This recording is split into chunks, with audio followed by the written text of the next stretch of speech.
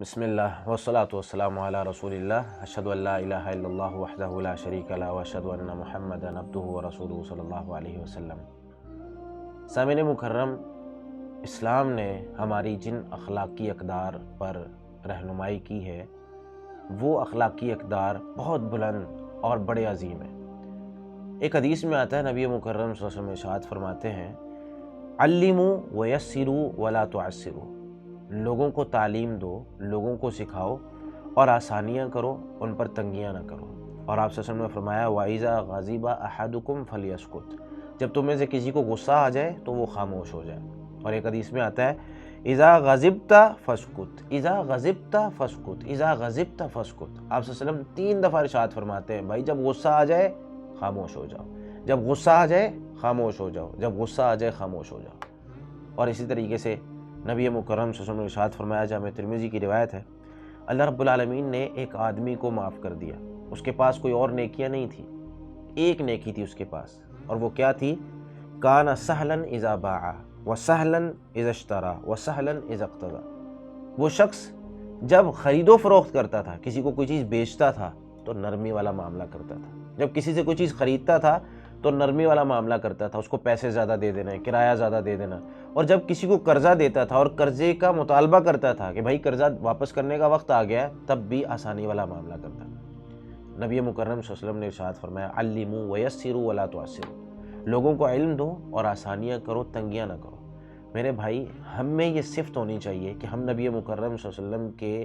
امتی ہیں اور آپ صلی اللہ علیہ وسلم کے پیروکار ہیں، اور آپ صلی اللہ علیہ وسلم کی ہر بات ماننا ہمارے اسلام، ہمارے ایمان کا حصہ ہے۔ تو ہمیں نبی مکرم صلی اللہ علیہ وسلم کی یہ عادات بھی اپنانی چاہیے کہ تعلیم دیتے ہوئے آسانیاں کرنی چاہیے، تنگیاں نہیں کرنی چاہیے، ہماری وجہ سے لوگ دین سے دور نہ جائیں، ہماری وجہ سے لوگ تعلیم سے دور نہ جائیں۔ اور ہم کتنے ہی ایسے معاملات ہوتے ہیں جن میں تنگی کی وجہ سے اور خشک مزاجی کی وجہ سے لوگوں کو اپنے سے دور، اسلام سے دور کر دیتے ہیں۔ میں ایک مسجد میں موجود تھا، وہاں پر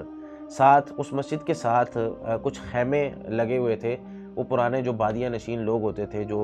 ان خیموں میں رہتے ہیں کہ جہاں کہیں خالی پلاٹ نظر آتا ہے وہاں اپنے خیمے لگا کے بیٹھ جاتے ہیں۔ تو جب کوئی پلاٹ کا مالک آتا ہے تو وہ ان کو اٹھا دیتا ہے، پھر کسی دوسرے پلاٹ میں چلے جاتے ہیں، تو جہاں خالی نظر آتی ہے آبادی کے آس پاس وہ رہنا شروع کر دیتے ہیں۔ تو ان میں سے ایک خاتون، ایک بوڑھی خاتون آئی جو کہ ایک برتن میں پانی لینے کے لیے مسجد میں آئی تھی۔ اس مسجد میں داخل ہوتے ساتھ اسے پتہ نہیں تھا اس مسجد کے آداب کا، اس نے اپنا جو جوتا تھا وہ اتارا نہیں، اور وضو والی جگہ پر جہاں جوتا اتار کر بیٹھا جاتا ہے یا چڑھا جاتا ہے وہ وہاں چڑھ گئی۔ اور ہمارے جو ایک نمازی حضرات تھے انہوں نے اتنا چیخ کر انہیں وہاں سے اتارا اور مسجد سے بھگا دیا کہ وہ آواز اتنی اونچی تھی کہ مسجد میں موجود نمازی بعد میں پوچھنے لگے کہ کیا ہوا، باہر کوئی لڑائی ہو گئی، کوئی مسئلہ ہو گیا؟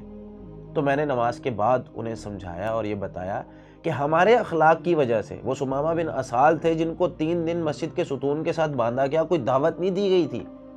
وہ صرف اس وجہ سے مسلمانوں کے اخلاق اور صحابہ کرام کا آپس میں رویہ دیکھ کر کہ یار اتنے رحم دل، اتنے آپس میں ان کا اخلاق اور اتنا زبردست ان کا جو ہے وہ عقیدہ ہے، تو صرف اس بات کی وجہ سے وہ اسلام لے آئے۔ انہوں نے کہا مجھے چھوڑو۔ جب ان کو چھوڑا گیا تو وہ گئے اور بھاگنے کے بجائے، جانے کے بجائے غسل کیا، غسل کر کے واپس آ کے کہتے ہیں یا اے نبی صلی اللہ علیہ وسلم مجھے کلمہ پڑھا دیں۔ تو ہمارا اخلاق ایسا ہونا چاہیے کہ ہم اگر ٹھیک ہے اسے پتہ نہیں ہے تو بتا دیں،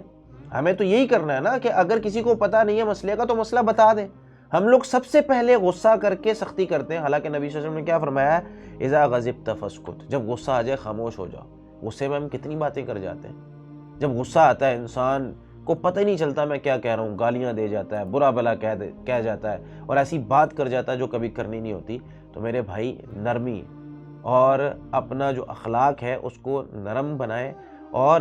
اپنے اخلاق میں نرمی والا یہ پہلو اتنا زیادہ بنا دیں، اتنا زیادہ بنا لیں کہ لوگوں میں آپ مشہور ہو جائیں کہ یہ بندہ سخت مزاج نہیں ہے۔ اللہ رب العالمین ہمیں عمل کی توفیق عطا فرمائے۔ جزاکم اللہ خیر۔